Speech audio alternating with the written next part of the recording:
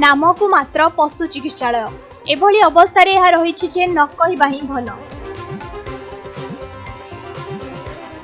ढेंकानाल जिला मेरामुंडली पशु चिकित्सालयटी बहु पुराना अटे। ठीक भाव रक्षणाबेक्षण करा जाउनथिबारु एहा एक प्रकार अचल होई पड़िछि। वर्षा दिन तो स्थिति आहुरी खराब होई पड़े।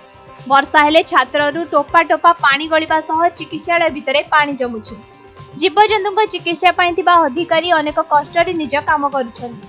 सेपटे चिकित्सा पाई कौनसी प्रकार मध्य सुविधा करा जाय नहीं। समस्त जिनिस मध्य नष्ट होई सारिछि।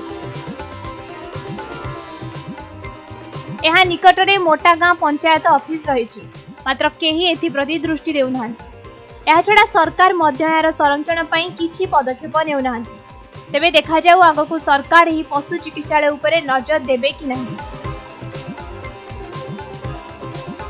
ओडापड़ारू बनजा कुमारी रिपोर्ट, समय लाइव।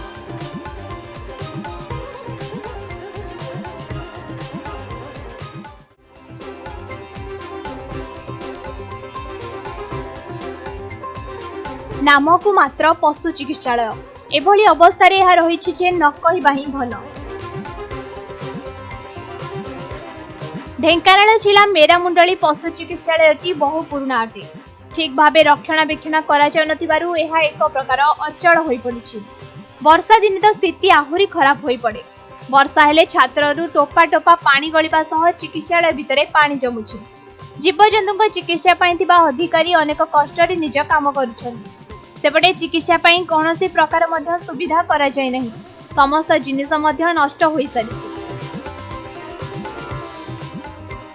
एहा निकटरे मोटा गाँ पंचायत ऑफिस रहिछि, मात्र केही एथि प्रति दृष्टि देउ नाहंति। एहा छडा सरकार मध्य यार संरक्षण पाई किछि पदक्षेप नेउ नाहंति। तेबे देखा जाऊ आगकु सरकार एही पशु चिकित्सालय उपरे नजर देबे कि नहीं।